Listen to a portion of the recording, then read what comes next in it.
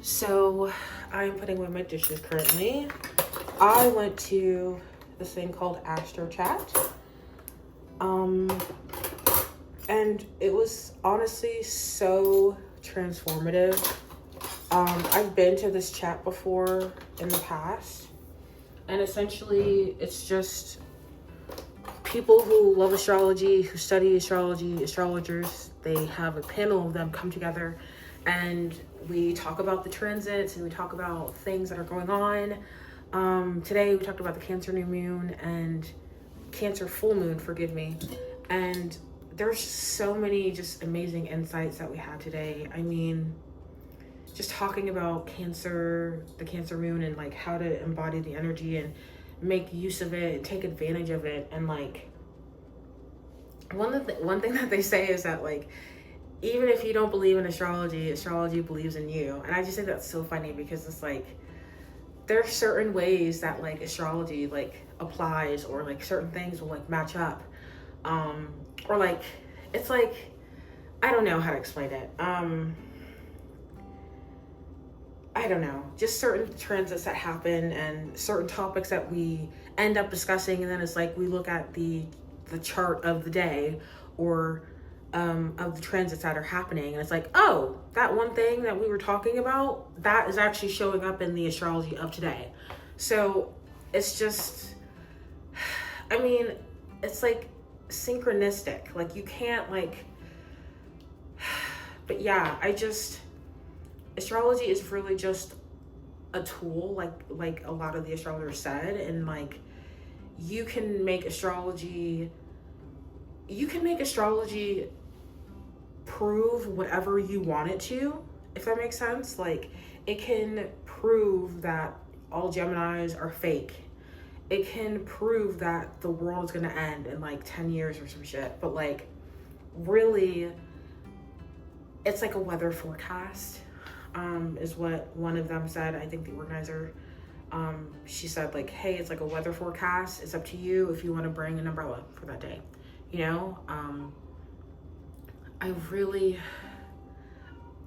just honestly on a high because after that, I did a reading with two separate astrologers afterwards, and like you can just pay them like $2 a minute. I spent some coin because I was like, there's two like aspects in my chart that I'm like, this is so interesting, and one of them being Neptune trine North Node. So I'll talk about that a little bit later, but mainly the main thing that was really, really cool to me was my North and South Node. So natally, like when I was born, my North Node was Virgo and my South Node was Pisces. So your South Node, you think of the North Star, like you're following the North Star. And so essentially your North Node is what you're, I guess, aiming for. And what was kind of interesting is the astrologer the second astrologer I spoke with mentioned that the North Node is like what you're aspiring to for the next life. So that was like the first time that I heard that, and I was like, oh, I thought it was what you're supposed to aspire to in this life. And she was basically explaining like, no, like you're prepping, like you're getting ready for it, and you're getting all the tools and the knowledge that you need to, so that in your next life you're like, all right, we're ready to go, kind of thing. So I thought that was really cool. But like, I think it was like a couple days ago, like the nodes changed. I can't really explain it, but essentially, I think it's like every 18 years, the nodes change, and it goes like back one sign. So before this change of the nodes happened, it was Aries, I think, in North Node, and then Libra in South, and the South Node. And so like the South Node is like all of the knowledge and wisdom and life experience and just knowingness that you've gotten from your past life. And so essentially Aries is like, I guess just about being, direct and like a go-getter. And if you know any Aries, that kind of sounds like them. Like they're very much like a fire sign, getting shit done. But then also like with Libras, it's like about balancing and, being social and like balancing other people's needs against your own. And so that was kind of like the energy that we were discussing today as well, of learning that balance of, I guess, going after your own wants and needs, and but also balancing the needs of others. And so now with the nodes changing, the collective, now the nodes have switched and they've like gone back a sign, I guess, if that makes sense. And so what exactly happened is now the north node is in Pisces and the south node is in Virgo. So essentially Virgo, you know, very particular, very picky is a word that we use in our discussion today. And it doesn't necessarily have to be a bad thing, because with Virgo's pickiness, I made the connection through somebody else that Virgos teach us how to be picky and how to make use of our pickiness so that it's not necessarily something like subconscious.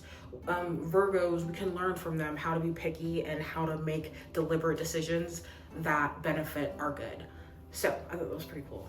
But essentially now the collective, we're going into Pisces, which is Pisces is like the dreamer, like dreaming.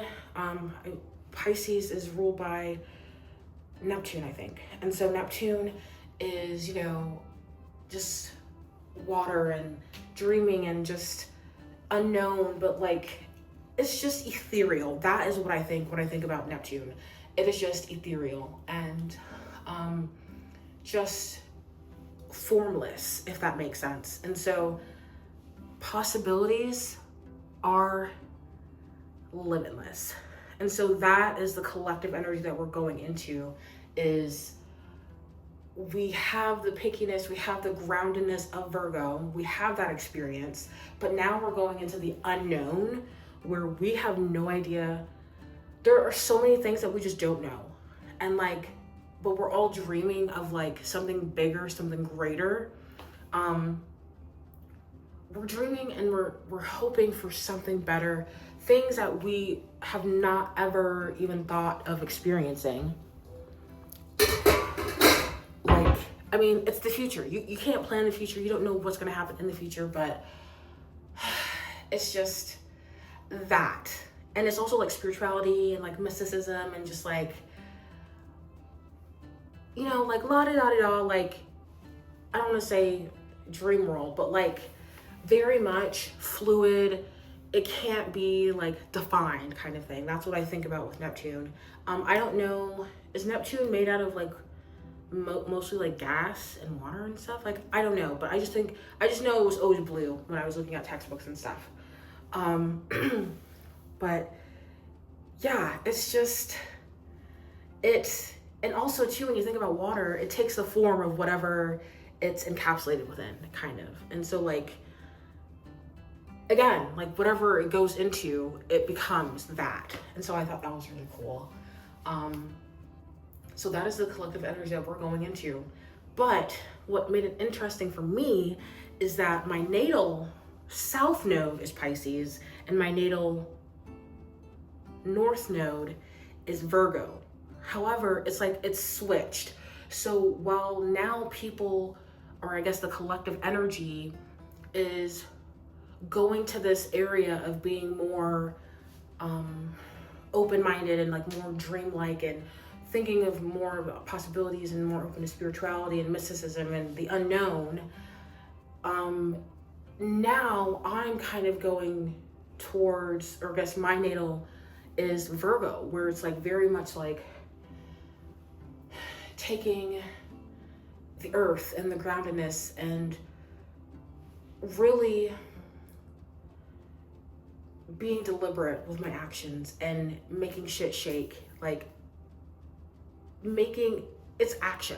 That's what I remember us talking about in the reading, is that action. So it's like a cross of like, we see the collective is turning and making this transformation into finding this dream-like wonder and this infinite amount of possibilities, and that's so amazing. But then now it's like my turn, or my goal, I guess, in this life is now to make shit shake. Like, it's not enough just to have that dream.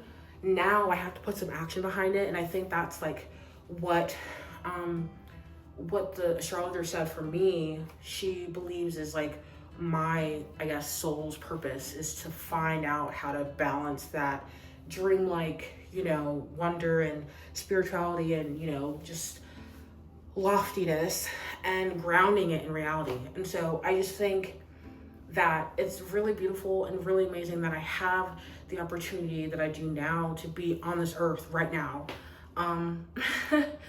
And I'm able to have the things internally for me in regard to spirituality and like, you know, affirmations and like manifestation and like trying to believe like the goodness of like the future and like anything is possible kind of thing. That is now going to be reflected even more so on my external, because already internally I've kind of learned, my soul has kind of already learned that lesson of being spiritual, and kind of going with that. But now I have to ground those things that I've learned and ground it into reality and like make it real. Like it can't just be in my mind anymore. It can't just be in my dreams anymore.